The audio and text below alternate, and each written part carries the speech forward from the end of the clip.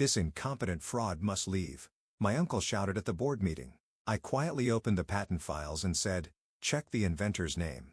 When the documents appeared, the room went silent.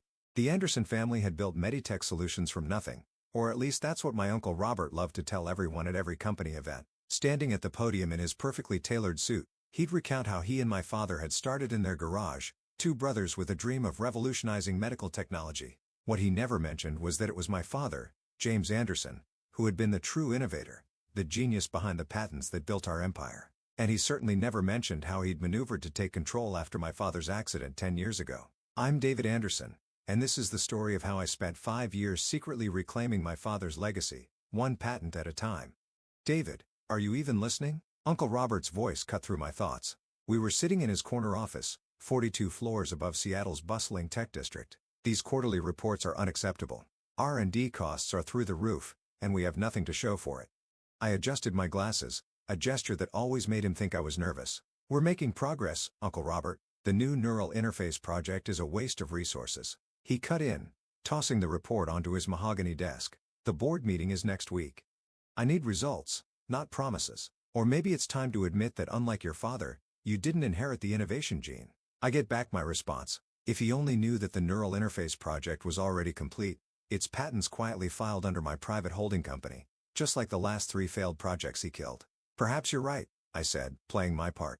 Maybe I should focus on something smaller. He leaned back, satisfaction crossing his face. I've been saying that for years. You're not your father, David. The sooner you accept that, the better. I gathered my papers and stood to leave. Through the floor-to-ceiling windows, I could see our company logo glowing against the Seattle skyline. Meditech Solutions, innovating tomorrow's healthcare. Oh, and David? Uncle Robert called as I reached the door. Clean yourself up before the board meeting.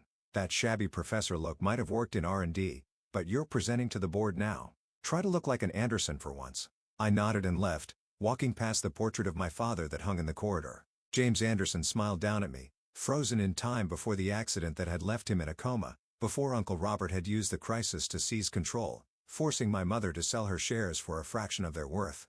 I was 17 then, too young to stop it, but not too young to start planning. My office was 20 floors down, smaller, darker, and cluttered with the organized chaos of actual research. Sarah, my assistant and the only person who knew the truth, was waiting with a stack of documents. He fell for it, she asked, closing the door. I smiled, loosening my intentionally crooked tie completely. Has Marcus confirmed the patent office's decision? She handed me a sealed envelope. Came through this morning. All 7 patents approved, backdated to your original filings, the neural interface, the bioelectric mesh, everything. Your uncle has no idea they even exist. And the ownership structure, triple blind holding companies, just like the others. Even if they trace them, they'll never get through all the layers. She paused, watching me review the documents. David, are you sure about this? Once you reveal everything at the board meeting, I touched the photograph on my desk, my father at me in his lab, both of us grinning over some shared discovery. He tried to erase my father from his own company, Sarah, used a family tragedy to steal everything we built. And now he has the nerve to tell me, I'm not good enough to be an Anderson. While you've secretly developed more groundbreaking patents in 5 years than the company has in the last 10, she finished. I know. I just be careful. Men like your uncle don't lose gracefully. I locked the patents in my safe and turned to my computer, checking the special email account I used to communicate with my father's old friend, Judge William Morrison. The reply I'd been waiting for had finally arrived. Medical proxy transfer approved. You now have full legal authority regarding your father's care. Another piece falling into place. Uncle Robert had arranged for my father's care at a private facility, maintaining control over both his medical decisions and his remaining patents. He'd never expected me to spend years building relationships with the hospital board, documenting every neglectful decision, every mistreatment opportunity. Sarah was still watching me, concern evident in her expression. What aren't you telling me? The doctors say there's a new treatment, experimental, using technology based on Dad's original research that Uncle Robert buried because it wasn't immediately profitable. I met her gaze. There's a chance it could help him wake up. My God, she whispered.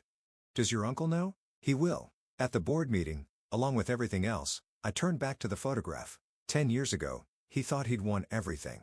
The company, the patents, the Anderson legacy. He thought I was just a scared teenager who'd accept whatever scraps he offered. But you were already planning this, Sarah said softly. Even then. I nodded, remembering that first night after the accident when I'd found my father's hidden lab notebooks, when I discovered the truth about Uncle Robert's involvement in the equipment failure that had put my father in a coma. A scared teenager who spent the next decade becoming exactly what he wanted. The quiet, ineffective nephew who couldn't live up to his father's genius. The perfect cover for building something right under his nose. My phone buzzed. A message from Uncle Robert's secretary. Mr. Anderson requests your preliminary presentation materials by 5 p.m. I smiled, thinking of the presentation I'd actually prepared. Not the watered-down failure he was expecting, but a comprehensive revelation of every patent I'd secretly developed, every innovation he'd dismissed as impossible. Every piece of evidence proving that I wasn't just my father's son. I was his revenge. Sarah, I said, straightening my purposefully rumpled jacket, I think it's time we stop playing the part of the incompetent division. Call Marcus at the patent office. Tell him to prepare everything we discussed. Next week's board meeting is going to be educational. She nodded, already reaching for her phone. And your uncle? I looked out at the Seattle skyline, at the company logo my father had designed. Let him enjoy his corner office for a few more days. After all, the best revenge isn't just about winning. It's about letting them see exactly how badly they've lost. The stage was set. The patents were secured. And in 7 days, Uncle Robert would learn that the nephew he dismissed as a failure had been building an arsenal of innovations that would reshape not just the company, but the entire medical technology industry, all while playing the role of the disappointment he created. Sometimes the greatest power lies not in fighting back, but in letting them think they've already won. And next week, when those patent documents appeared on the screen, Uncle Robert would finally understand just how completely he'd lost the war he didn't even know he was fighting. The week before the board meeting passed in a blur of careful preparation. Uncle Robert, confident in his control, had no idea that every dismissive comment, every condescending gesture was being meticulously documented. Each interaction, another nail in the coffin of his carefully constructed lies. Your presentation materials are a joke, he declared, tossing my intentionally flawed preliminary report across his desk. Basic research any first-year intern could produce. Is this really the best you can do? I adjusted my glasses nervously, a gesture I'd practiced until it became second nature. I can revise it. Don't bother. He turned to stare out his window at the Seattle skyline. I've already asked Dr. Phillips to prepare a backup presentation. At least he understands what real innovation looks like. Dr. Phillips, the same researcher who had helped Uncle Robert salvage my father's lab equipment 10 years ago. I'd found the evidence in encrypted emails, carefully preserved on backup servers that Robert thought he'd wiped clean. Of course, I mumbled, gathering the scattered papers. Whatever you think is best. His voice stopped me at the door. You know, David, maybe it's time you considered a different career path. Your father, he'd understand. Not everyone inherits the genius gene. I turned, letting him see exactly what he expected. Defeat, resignation, the familiar shame of a son who couldn't measure up. Maybe you're right. Back in my office, Sarah was waiting with the real presentation materials. Everything's ready, she said, closing the door. Marcus confirmed that all patent registrations are now publicly searchable. The timing will be perfect. I unlocked my safe and pulled out a thick folder labeled Project Legacy. Every innovation I developed over the past 5 years, each one building on my father's original research, the neural interface that could revolutionize prosthetic limbs, the bioelectric mesh that could regenerate damaged nerve tissue, and most importantly, the therapeutic protocol that could help patients like my father emerge from long-term comas. The hospital board voted this morning, Sarah continued. They've approved the transfer of your father's care to the new facility. Everything's in place for the treatment to begin next week. I nodded, thinking of the private medical center I'd secretly helped fund, staffed by doctors who'd worked with my father before the accident. Has Uncle Robert noticed any of the preparations? He's too busy damage controlling the Milton contract situation. Sarah smirked. Apparently, their CEO was very upset to learn that their primary contact at Meditech has been developing revolutionary technology for a competing firm. That had been one of my more elegant moves, using a shell company to file patents that would directly compete with Uncle Robert's most lucrative contracts. The resulting stock volatility had the board nervous, making them more receptive to what I was about to reveal. David? Sarah's voice softened. There's something else you should see. She handed me a manila envelope. Inside was a police report from 10 years ago, the official investigation into my father's accident. Most of it I'd seen before, but one detail caught my eye, a witness statement that had been mysteriously deleted from the digital records. Where did you find this? Your father's old secretary finally agreed to talk. She kept a hard copy, afraid of what your uncle might do if he knew. Sarah pointed to a highlighted section. Read this part. The statement described unusual activity in the lab the night before the accident. Someone accessing the equipment after hours, making unauthorized modifications. The witness had reported it to Robert Anderson, who assured her he would handle it personally. The next day, My father was found unconscious in his lab, the victim of an unexplained equipment malfunction.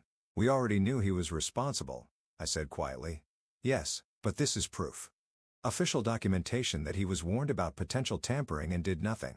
Sarah met my gaze. This isn't just about patents anymore, David. This is criminal negligence at best, attempted murder at worst. I carefully reseal the envelope, have copies sent to every board member's private email, time to arrive during my presentation. The next few days passed in careful orchestration. I made sure to appear distracted and unprepared whenever Uncle Robert was watching. I fumbled equipment during demonstrations, stuttered through progress reports, played the part of the failing son so perfectly that he actually began to feel sorry for me. I've been thinking, he said during our final pre-board meeting, maybe we could find you a position in corporate communications, something less technical. That's very kind, I replied, letting my voice shake slightly. But I'd like to try presenting my research first, one last time. He sighed paternally. If you insist, just try not to embarrass yourself too badly for your father's sake. The morning of the board meeting, I arrived early to find Sarah already in my office, practically vibrating with nervous energy. Marcus called, she reported. The patent office just published everything. Full documentation, complete ownership trails, all of it. She paused. There's no going back after this. I walked to my window, looking down at the city awakening below. Somewhere out there, in a private medical facility, my father lay waiting for the treatment that could bring him back to us. The treatment his own brother had dismissed as impossible. Did you know, I said quietly, that the night before the accident, Dad told me he was planning to remove Uncle Robert from the company. He discovered financial irregularities, unauthorized testing, ethical violations. He was going to present it all at the next board meeting. Sarah's eyes widened. Just like you're doing today. History repeats itself. I turned back to my desk, beginning to gather the real presentation materials. But this time, the son finishes what the father started. My phone buzzed.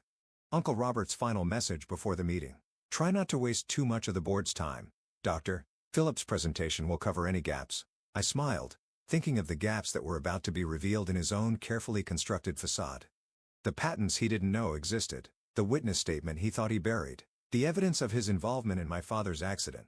It's time, Sarah said softly. I straightened my tie, no more intentional sloppiness, and picked up my presentation materials. Uncle Robert wanted me to be a failure, I said. He spent 10 years convincing everyone that I couldn't live up to my father's legacy, and instead, I surpassed it, built something bigger than he could imagine. Right under his nose, I headed for the door. Let's go show him exactly what the Anderson genius gene can do. The boardroom awaited, and with it, a reckoning 10 years in the making. Uncle Robert thought he was about to witness my final failure. Instead, he was about to learn that sometimes the greatest innovations aren't just technological. Sometimes they're the careful, patient construction of a truth so powerful, it can shatter a decade of lies with a single presentation. And I had one hell of a presentation ready. The Meditech Solutions boardroom gleamed with power and privilege. 15 board members seated around a massive mahogany table, each representing billions in investment capital. Uncle Robert sat at the head, naturally, with Dr. Phillips at his right hand. I could see them exchanging confident smiles, already anticipating my humiliation. If only they knew. Let's begin, Uncle Robert announced, his voice carrying that familiar note of condescension. David has prepared a presentation on his recent research activities. Try to be patient. A few board members chuckled politely. I stood, connecting my laptop to the room's display system. Sarah sat in the corner, recording everything as planned. Thank you, Uncle Robert, I said, my voice steady. No more nervous adjustments of my glasses. No more practice stumbling. I'd like to discuss the future of medical technology, specifically in neural interfaces and regenerative medicine. We've been through this, Robert interrupted. Your preliminary reports showed no viable. Those weren't my real reports, I said quietly. The room went still. Those were what I wanted you to see. Just like you've spent 10 years seeing exactly what you wanted to see. A failure, a disappointment, a son who couldn't match his father's genius. I clicked to the first slide. Patent documents filled the screen. My name clearly listed as inventor, then another, and another. 7 in total, each representing a breakthrough that could revolutionize modern medicine. What is this? Dr. Phillips demanded, shuffling through his papers. These patents aren't in our database because they don't belong to Meditech, I replied. They're registered to my private holdings. Every innovation you dismissed, every project you killed, I developed them independently while playing the role you created for me. Uncle Robert's face had gone pale. This is corporate espionage using company resources for private. Actually, I clicked to the next slide showing detailed financial records. Everything was developed using my own resources. Resources I've been accumulating since I was 17, since the day of my father's accident. The boardroom erupted in whispers. I saw several members checking their phones, no doubt finding the email Sarah had timed to arrive at exactly this moment. The neural interface you called impossible, I continued, my voice gaining strength. It's already in clinical trials. The regenerative mesh you said would never work. 3 major hospitals are preparing to adopt it. And the coma recovery protocol you dismissed as fantasy. I turned directly to my uncle. That begins testing next week on Dad. Robert shot to his feet. He is incompetent. He fraud must believe, he shouted, desperation creeping into his voice. He's trying to steal my brother's legacy. Your brother's legacy? I opened the final file. Let's talk about that legacy, Uncle Robert. Let's talk about what really happened in Dad's lab 10 years ago. The police report appeared on screen. The witness statement highlighted. Then the encrypted emails between Robert and Dr. Phillips discussing equipment modifications. Financial records showing money transferred to offshore accounts the day before the accident. You see, I addressed the board directly. My father was planning to remove his brother from the company. He discovered ethical violations, unauthorized testing, financial fraud. He was going to present it all at the next board meeting. I paused, letting the parallel sink in. Sound familiar? Dr. Phillips suddenly stood heading for the door, but 2 security guards, ones I personally hired, blocked his exit. 10 years ago, you thought you'd won everything. I told my uncle, who had collapsed back into his chair. The company, the patents, the Anderson legacy. You thought you destroyed one brother and controlled the other. You don't understand, he whispered. I built this company too. I deserve to newly kill your brother, to steal his son's inheritance, to bury innovations that could help millions just because they weren't immediately profitable. I shook my head. No, Uncle Robert, you deserved exactly what you're about to get. On cue, the boardroom doors opened. 2 police detectives entered, followed by my father's old secretary, the witness whose statement had been buried a decade ago. Robert Anderson, the lead detective announced, you're under arrest for attempted murder, corporate fraud, and criminal conspiracy. As they led my uncle away, I turned back to the board. Ladies and gentlemen, you'll find complete documentation of everything I've presented today in your secure emails, along with my proposal for restructuring Meditech's leadership and implementing these new technologies. One by one, they nodded. They were business people after all. They knew a winning proposition when they saw one. The next few hours passed in a blur of signatures, handshakes, and congratulations. By sunset, I stood in my father's old office, my office now, watching the city lights come alive below. Sarah found me there, holding a fresh stack of papers. The hospital called. They're ready to begin your father's treatment whenever you give the word. I touched the photograph on the desk. Dad and me in his lab, both of us grinning. Schedule it for tomorrow. It's time to bring him home. The media's going crazy, she added. Everyone wants to know how the failed son managed to develop 7 groundbreaking patents while pretending to be incompetent. I smiled, thinking of all the roles we play in life. The failed son, the grieving nephew, the secret genius biding his time. Tell them the truth, I said. Tell them I learned from the best. My father taught me that true innovation isn't about appearance or power. It's about patience, dedication, and the quiet certainty that truth eventually prevails. Later that night, I visited Dad in his new medical facility. The doctors were optimistic about the treatment's potential. Even if he didn't fully recover, they expected him to regain consciousness, to finally learn how his son had protected and avenged his legacy. You are right, Dad, I whispered, holding his hand. The Anderson genius didn't skip a generation. It just learned to work in the shadows, waiting for the right moment to step into the light. In the end, the greatest revenge wasn't just reclaiming the patents or exposing Uncle Robert's crimes. It wasn't even about becoming CEO of the company he tried to steal. The greatest revenge was knowing that somewhere in a prison cell, my uncle was finally understanding the truth. He'd spent 10 years mentoring his own destruction, teaching me exactly how to play the role of the failure while building something far greater than he could imagine. And that was the most innovative thing of all, because sometimes the quietest revolutions are the ones that change everything. Sometimes the greatest power lies not in what you show the world, but in what you keep hidden until exactly the right moment. Just ask Uncle Robert. He has plenty of time to think about it now. As for me, I have a company to run, technologies to develop, and most importantly, a father to help heal.